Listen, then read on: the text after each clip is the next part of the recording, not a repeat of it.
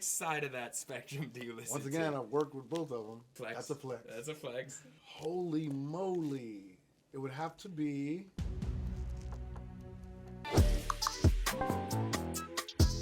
My name is Jeremy Hecht, here with UPROXX, and today we are joined by a very special guest in the building. One of the dopest live performers ever. One of the most longevity but quality careers I've ever seen. He's rapped with absolutely everyone, and not only rapped next to them, barred them up, okay?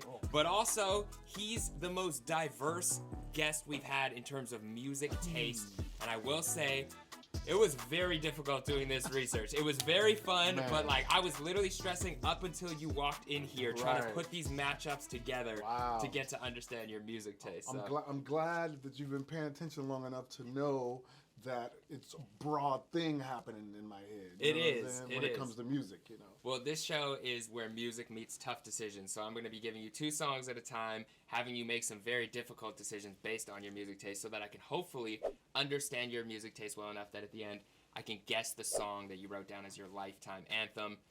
Was that a difficult decision for you to make? The way it was brought to me is that if you had to listen to it on an island for the rest of your life, what would it be? Yeah.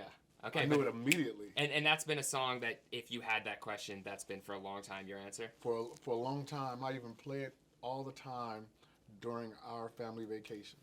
Okay, so this first round, you said that both of these groups in different ways allowed you to feel comfortable being yourself, being weird, being, you know, the odd one out in a lot of ways. But which song do you like better? Destroy. Elevators? Yeah. You know, I'm gonna have to choose Strange Days, man, because it's like that's my whole being. The reason why I came up with the name Strange Music, because I'm a crazed Doors fan. John Densmore, Robbie Krieger, Ray Manzarek, Jim Morrison, their fusion of sounds, carnival-like at sometimes, just really dope, dark, light, everything, man. What do the Doors mean to you musically, just in terms of their influence, like, on you as a person and you feeling comfortable to be yourself musically? I always loved the rebel in Jim Morrison. I remember back in the day when I was doing drugs, you know, so I've been clean from drugs since 2007. I saw some of my fans saying, we're gonna lose them just like Jim, you know what I'm saying? And I'm like, whoa, wow. You know what I'm saying? I gotta back up, you know what I mean? But it was like, not just that, man, just like I said, their fusion of sounds and everything, and the rebel of Jim, No Fear. I have albums called Interfere, More Fear, then Fear Exodus, you know what I mean?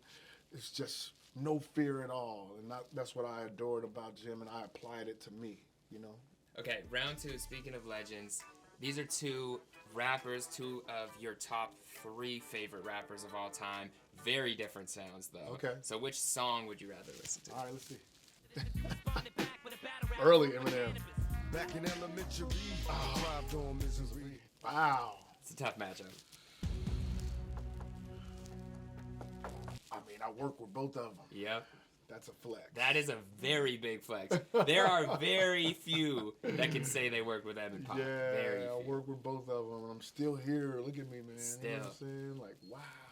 That is crazy. Just do you stop and think about that All before the we time. get your answer? All the time. That's why I wrote Like I Ain't. Like I never they ain't did it from Tupac. You know, I mentioned if I had to choose one, I would have to go no diss to the other because they're both. Yeah. You know what I'm saying? But I would have to go with Tupac because the vibe, it feels therapeutic as opposed to something super intricate that I do. When I get ready for a show, I don't listen to me or anything intricate. I need to relax my brain, so I listen to neo soul, like Floetry, or you know what I'm saying, something softer, like yacht rock. You know what I'm saying? Like that's really interesting to know, especially for how this show goes, because I need to gauge your taste. Yeah. And so for me to think like, okay, you want to chill out. And you know, I think about it like when I'm in my off time, I don't really watch a lot of interviews and content shows because I'm over analyzing it all the time. As a lyricist, you're probably thinking the same thing, like, oh, what did he do with that rhyme scheme? Right. You'd rather feel the music. I'd rather feel it. And, you know, if I'm going to, like, choose one, it has to be something that relaxes me and nothing that got me overstimulated. All right, well, these next songs are both influences on your storytelling ability in two completely different ways. All right.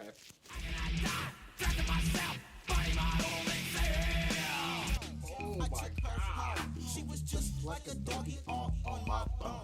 You know I got to choose Short Dog. Let's go, Too Short. Because I had never heard anything like that, you know what I'm saying, that raunchy. I mean, I started with Rap Dirty at the very beginning of hip-hop, you know what I'm saying, Blowfly, but Too Short, it just got super raunchy that I couldn't even listen to it in my house. It would have to be the neighbors. Yeah. Motherfuck you, damn shithead bitch. You know, it's like, what? You know what I'm saying? Like, for real. So I would really have to give that to Too Short because it taught me that I could be free with my speech. Yeah, free speech, man. It's about that. That's dope. So after that, were you writing bars differently? Like, yeah, we all were. I think we all were. We didn't hesitate to say bitch or hoe, even though our parents didn't like it. You know what I'm saying? Never ever do a dialogue with a psycho bitch. You know what I'm saying? What's my favorite word? Bitch. You know what I'm saying? He is a fixture in the game. Yeah. Him and 40. But that's also good to know with your music taste too. You like a little funk in it too. Yes, sir. You can have some groove. I do. All right, these next ones, just two classics, but sound completely different. Okay.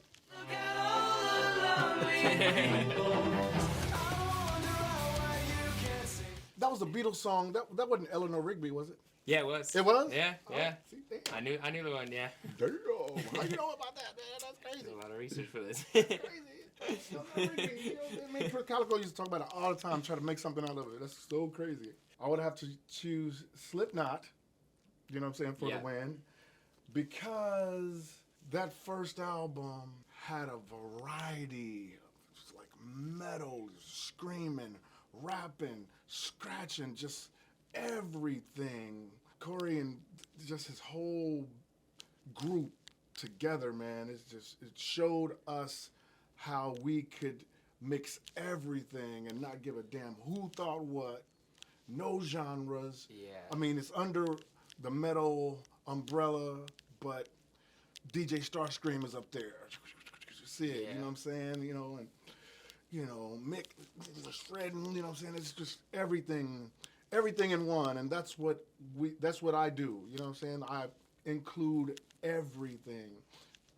If it's beautiful, we don't care what genre it falls up under. We're gonna put it together like it's supposed to be. Togetherness, not divisiveness. You said Richie gave you the CD, the Slipknot CD. Yeah. You went home, like, what was that first listen like? Well, this is our engineer at Weston Studios in Kansas City, Missouri. He understood my love for music while I was working with my gang, 57th Street Road Dog Villains. I've been a maggot since '99. That's when I got that CD, man.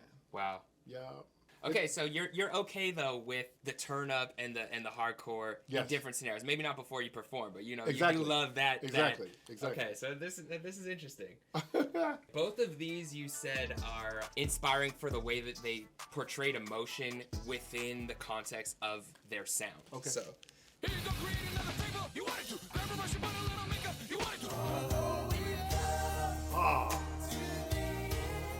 If you want to release, if you want to let things out, which side of that spectrum do you listen to? Once again, I've worked with both of them. Flex. That's a flex. That's a flex. Holy moly. It would have to be... Yeah, it got to be Chop Suey, man. I've never heard anything like Surge. I've never heard the cadence in rock and roll. You know? Now, you hear, like, in Primus, you hear it in the beat. My name is Mud. My name is Mud. You hear the kind of, but Surge, he does it verbally. Wake up. It's kind of like how you rap. Like, of course. The chopper style over the beat. Of course. It's like syncopated. It's everything. Yeah. You know what I mean? That was the first time I really heard that in metal. I loved it so much that Later on, I had to manifest that we worked together and we did a video straight out the gate. Oh my goodness, it's big. I do it on every show. I cannot do a Tech9ne show without doing it straight out the gate. It's dope because you could see the similarities and also the way that they're able to like pull you down for a second and calm it with some melody. Let you breathe. Like I feel like you do that really well. It's a roller coaster ride. Yeah, it is. I don't think you trust in my self-righteous suicide. I cry when angels deserve to die. It's schizophrenic. It's crazy. It's literally crazy. Jesus. You see why this was so difficult to put matchups together. Yes, sir. Yes, sir. Yes, sir. Yes, sir. Yes, sir. Okay, these are two legends in their own right from two different generations, and you have a connection in different ways to both of them. All right, let's go. Wrote this record while 30,000 feet in the air. Steward is complimenting me on my nappy hair. Oh.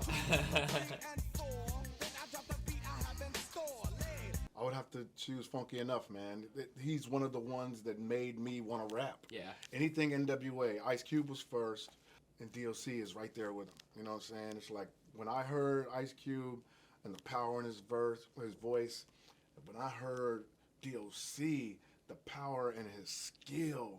Ice Cube had skill as well. Don't sleep. But DOC coming from Dallas, man, with all the kind of flows, with the reggae toasting and everything, man, blended in with it, it made me want to write rhymes, man.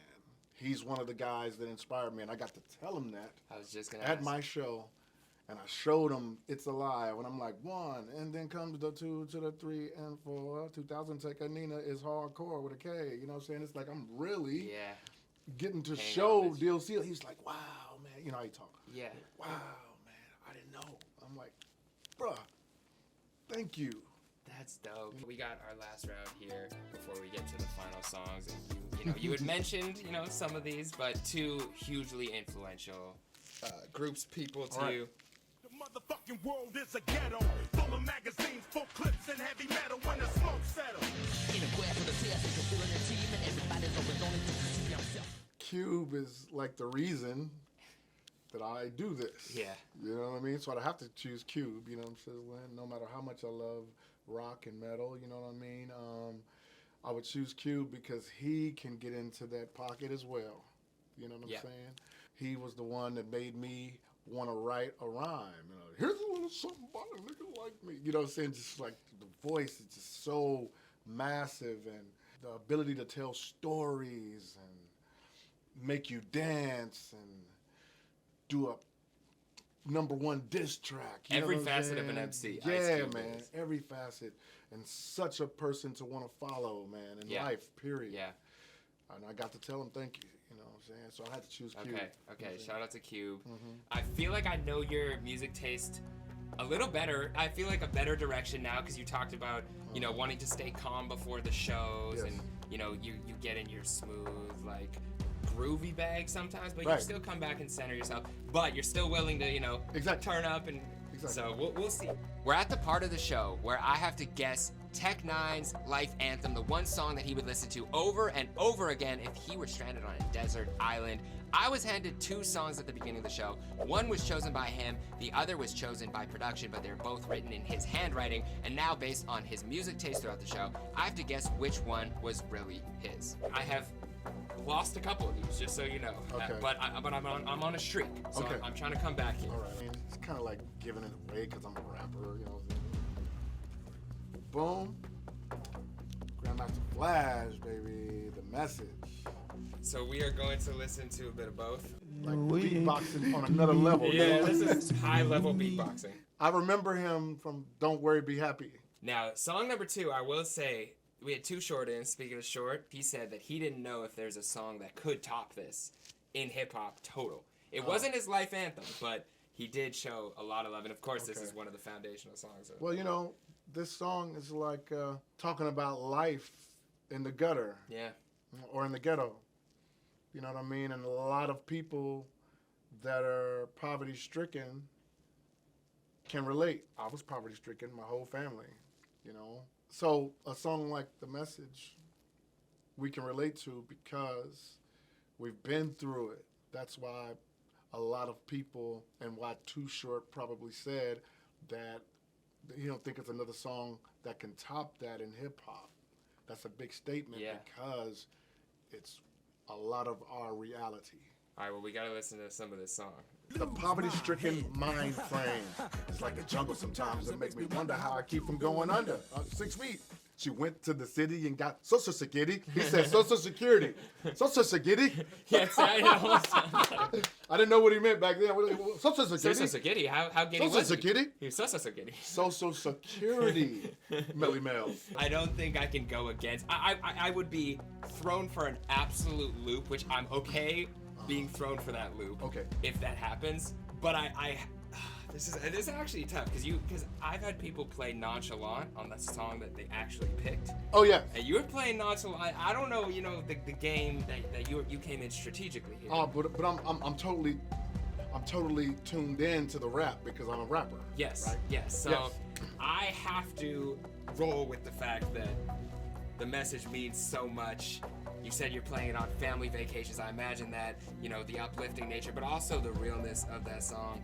I'm gonna go with the message. Damn, man, I thought you was gonna do the opposite because I'm Bobby McFerrin. You know what I'm saying? I'm the Bobby McFerrin one because I told you it was brought to me like I had to listen to this over and over on an island forever. You know what I'm saying? It's not gonna fucking be the message. Social Security, Social Security, Social Security.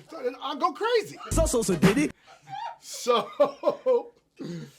Bobby McFerrin, if you listen to A Day of Song, though, he's an instrument, man. And I even said that while he was doing it. He's an instrument. He's tapping his feet. You know what I'm saying? I'm trying to get you you got me. This guy's acting like, oh yeah, I recognize this guy from somewhere. Yeah, I remember him from Don't Worry, Be Happy. His feet is tapping, just totally in tune with music, huh? Oh yeah, he's like, oh, that's pretty cool. Yes, I'm like, Don't Worry, Be Happy. Oh yes. no. Yes, sir. But A Day of Song, man, changes like a roller coaster ride, man. It's so soothing.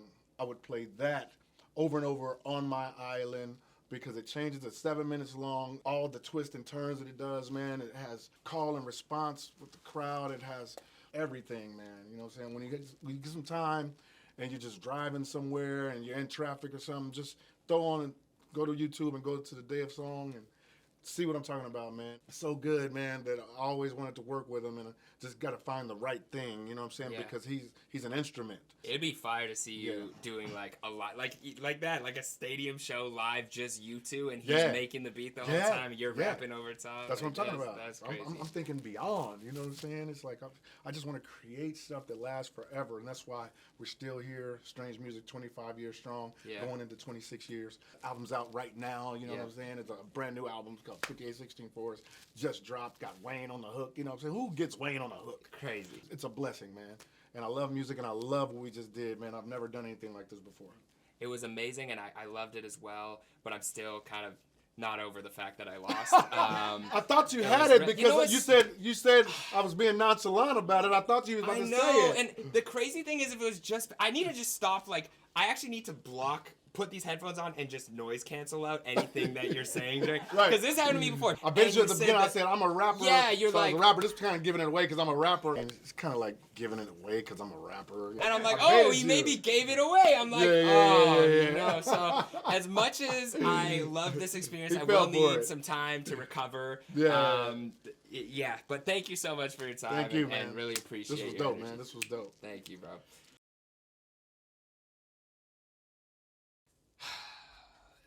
There you have it. I usually have a lot to say, but I'm disappointed in myself. I feel a little bit of shame, and I don't like that word. I have self-reflection to do. I had the answer sitting there based on music taste alone. He said he liked to relax. He said he liked to be calm and on an island. Why would you want to listen? I get it. Why would you want to listen to the message over and over? You'd want to be calm and cool and collected and enjoy the surroundings. I blew it, okay? But to give me some grace, okay? He was like fumbling. He's like, what is this song? Oh, he's tapping his foot. This is interesting. A beatbox. He was acting oblivious, and he leaned in, and N9ne, I respect the fact that you did that. I just got to trust my gut, my intuition, okay? And my intuition never leads me astray, but my decision making did today. So shout out to Tech9. That was one of my favorite episodes. If you do want to watch more, I do win some. I promise I do. You can watch right here. We got a playlist full of episodes. Hit the button, hit the like button, share this with a friend, and I'll go. I'm gonna go think.